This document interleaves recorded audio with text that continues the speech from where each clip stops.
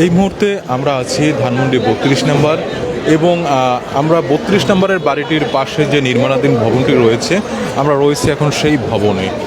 কিছুদিন ধরেই সেই ভবনের যে গ্রাউন্ড ফ্লোরটি রয়েছে বা যেটাকে বলা হয় নিচতলা, যেটা নিয়ে অনেক কথা হচ্ছিল এবং আজকে আমরা যতদূর জেনেছি যে সেখানে পাম্প করে পানি নিষ্কাশন করা হয়েছে। আমরা যদি আপনাদেরকে সেই জায়গাটা দেখানোর চেষ্টা করি আসলে কি রয়েছে সেখানে।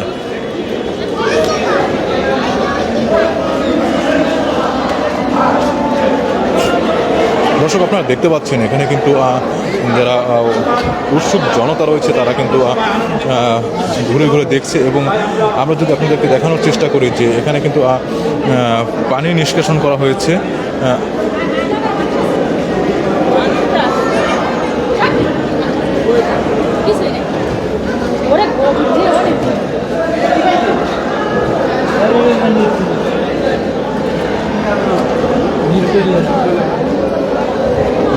দর্শক, আমরা নিচের ফ্লোরের দিকে যাব এবং গিয়ে আপনাদেরকে দেখানোর চেষ্টা করব আসলে যতটুকু পানি পাম্প করে সরানো হয়েছে সেখানে কি রয়েছে।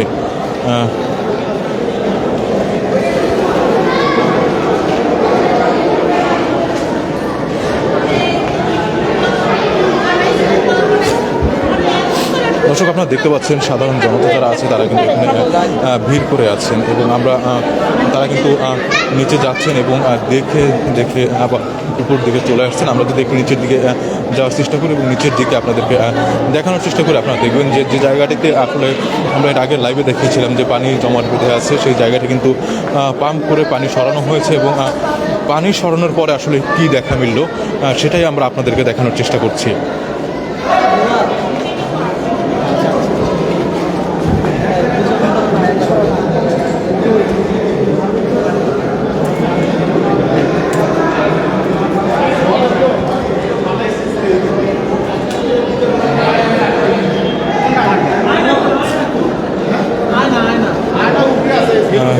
দর্শক, যে জায়গাটিতে থেকে এখানে কিন্তু আমরা দেখেছিলাম এর আগে কিন্তু পানি ছিল। আমি এখন যেখানে দাঁড়িয়েছি এই সম্পূর্ণ জায়গাটা কিন্তু আগে পানি দিয়ে পরিপূর্ণ ছিল, যেমনটা আপনারা দেখতে পাচ্ছেন যে আমি কিন্তু এখন এই যে ভিতরের দিকে চলে এসেছি যেখানে এর আগে পানি ছিল এবং এই পানি কিন্তু পাম্প করে সরানো হয়েছে এখান থেকে এবং যেমনটা এর আগে বলা হয়েছে যে এর নিচেও অন্য ফ্লোর থাকতে পারে, কিন্তু আমরা এখন কিন্তু দেখতে পাচ্ছি যে আসলে এর নিচে আর কোনো ফ্লোর নেই এবং এখানে কিন্তু এটাই কিন্তু সর্বশেষ ফ্লোর। এবং আমরা এই পাশে যদি আপনাদেরকে দেখানোর চেষ্টা করি যেখানে এর আগে পানিতে পরিপূর্ণ ছিল, এটা কিন্তু পানি পাম্প করে সরানো হয়েছে এবং এখানেও যেমন আপনারা দেখতে পাচ্ছেন।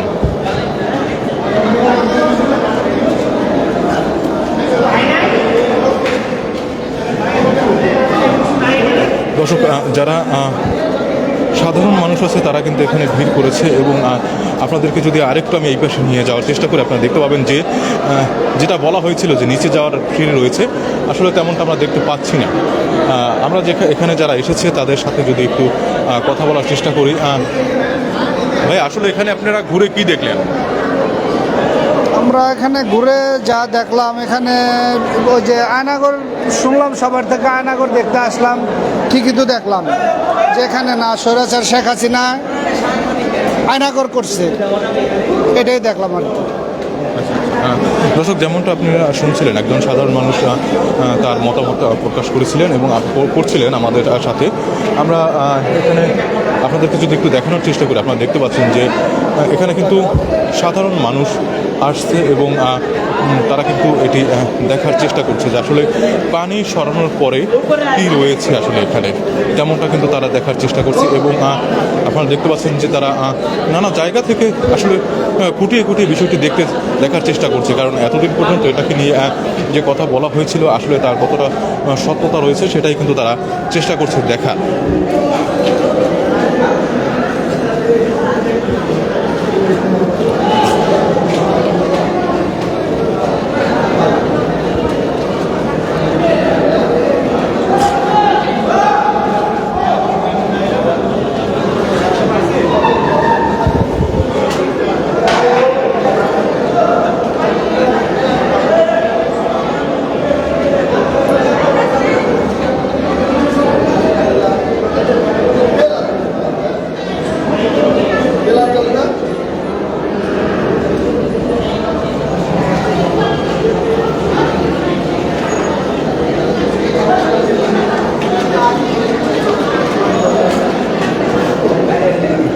দর্শক, আপনাদের দেখানোর জন্য যদি আমি আরেকটু ভিতরে নামার চেষ্টা করি, যেখানে আসলে পানি জমাট বাঁধা ছিল এতদিন, আমরা যদি সেটা আপনাদেরকে দেখানোর চেষ্টা করি, যে আপনারা দেখতে পাবেন যে যেই জায়গাটিতে আসলে পানি ছিল সেই জায়গাটি কিন্তু এখন পানি নিষ্কাশনের পরে সম্পূর্ণ শুষ্ক, এবং আমি এখন যেখানে আছি দাঁড়িয়ে, সেখানে কিন্তু আপনারা দেখতে পাচ্ছেন যে অল্প পানি রয়েছে, কিন্তু এখানে কিন্তু আসলে অনেকটা পানি জমাট বাঁধা ছিল। যেমনটা আজকে এখান থেকে পানি পাম্প করার পরে কিন্তু টোটাল বিষয়টা সবার সামনে চলে এসেছে। আমি যদি আপনাদেরকে একটু এই পাশটা দেখানোর চেষ্টা করি, আপনারা দেখতে পাবেন যে নিচে নামার কিন্তু আর কোনো সিঁড়ি আসলে এখানে নেই।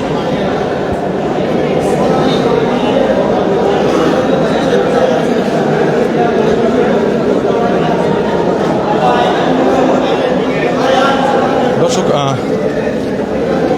আপনারা দেখতে পাচ্ছেন এখানে কিন্তু যে সাধারণ মানুষ, তাদের কিন্তু একটি জটলা, এবং তারা কিন্তু ভিতরে আসছে এবং দেখে তারা কিন্তু চলে যাচ্ছে। আসলে সবারই একটি আগ্রহ ছিল আসলে কি রয়েছে এখানে, সেই আগ্রহের জন্যই আসলে এখানে তারা ভিড় জমাচ্ছে।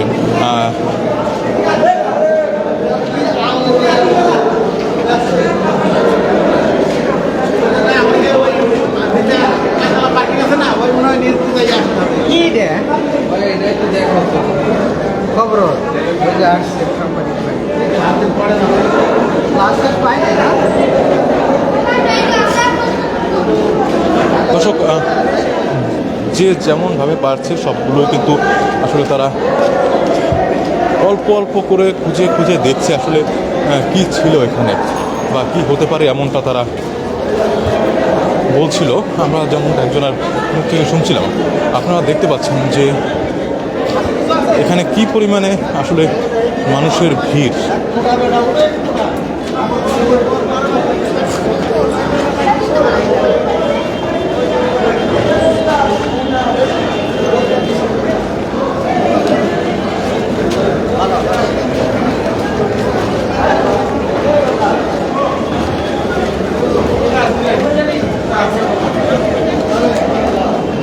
ভাই,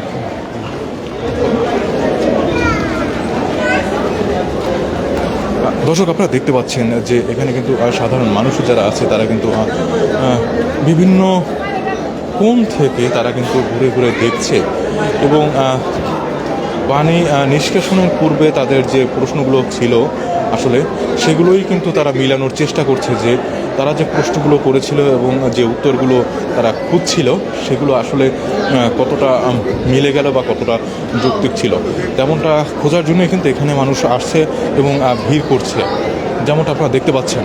এবং আমরা যদি একটু আপনাদের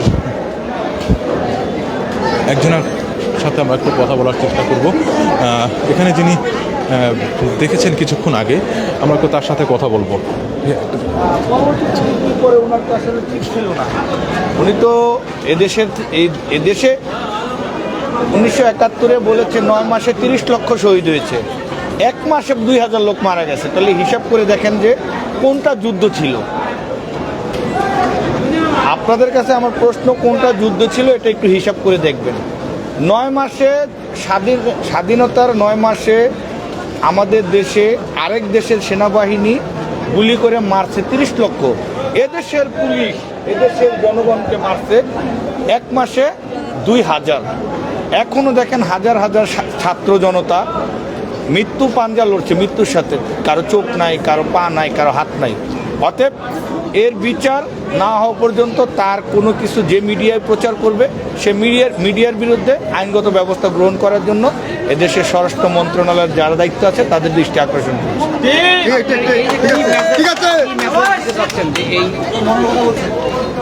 মেসেজ ক্লিয়ার ভাই। এই এক মাসে 2000 লোক ছাত্র জনতা মারা গেছে, 4 বছরের শিশু সন্তান মায়ের কোলে রেহাই পায় নাই। অতএব উনাকে নিয়ে যে মিডিয়া কিছু প্রচার করবে সেই মিডিয়ার বিরুদ্ধে আইনগত ব্যবস্থা গ্রহণ করার জন্য বর্তমান যে উপদেষ্টা আছে, বর্তমান সরকার আছে, তাদের দৃষ্টি আকর্ষণ করেছে। Clear message. আমরা বলতে চাচ্ছি যে এই যে সরকার, পরবর্তী যে সরকারগুলো আসবে তারা কি কোনো মেসেজ করবে? আমি আপনাকে আবার একটু ক্লিয়ার করি, আমরা পরবর্তী সরকার না, বর্তমান যে আছে তার কাছে ক্লিয়ার মেসেজ করতে চাই যে আপনারা কূটনৈতিক শক্তি বাড়ান এবং হাসিনাকে দেশে এনে বিচারের ব্যবস্থা করেন এবং যারা আহত হয়েছে নিহত আছে তাদের পরিবারের সুষ্ঠু যে একটা নৈতিক দায়িত্ব পাওনা এগুলো সরকারকে বুঝে নেওয়ার জন্য আমি দৃষ্টি আকর্ষণ করছি। দর্শক শুনছিলেন একজনের কথা।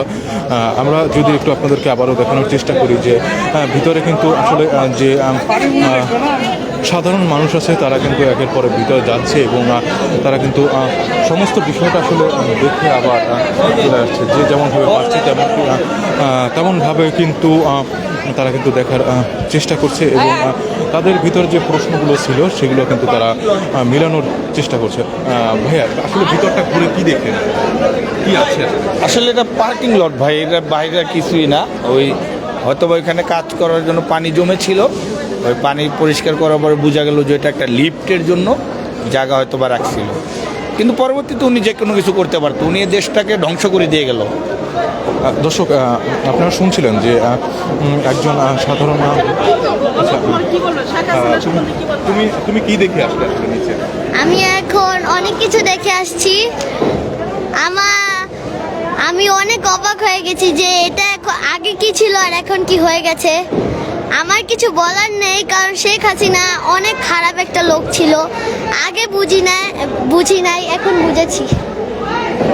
দর্শক একটা শিশুর আপনার কথা শুনছিলেন। আমরা যদি একটু দেখানোর চেষ্টা করি আপনাদেরকে ভিতরের দিকটা, যে আসলে যেমনটা আপনাদেরকে কিছুক্ষণ আগে আমরা দেখিয়েছিলাম যে ভিতরে কিন্তু আসলে সাধারণ মানুষ যারা আছে তারা কিন্তু ঘুরে ঘুরে বিষয়টি দেখছে যে আসলে কি রয়েছে ভিতরে।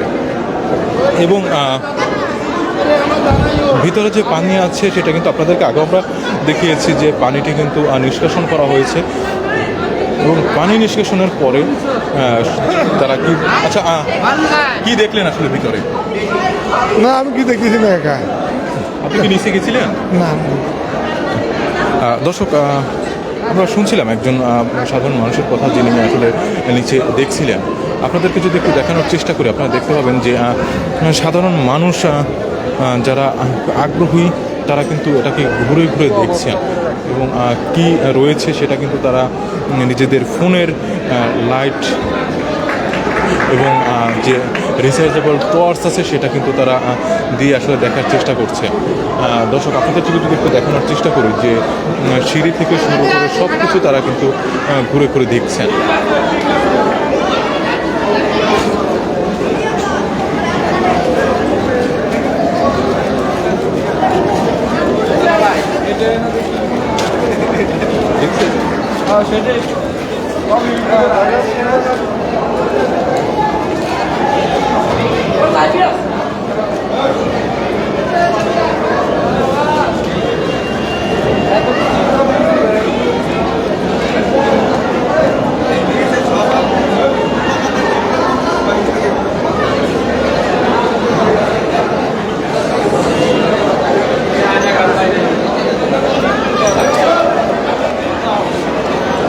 দর্শক আপনারা দেখতে পাচ্ছেন যে উৎসুক জনতা যারা রয়েছে তারা কিন্তু এটা ঘুরে ঘুরে আসলে দেখছে এবং তাদের যে প্রশ্নগুলো ছিল তারা কিন্তু সেটা মেলানোর চেষ্টা করছে, যেমনটা আমি বারবার বলার চেষ্টা করছি আপনাদেরকে।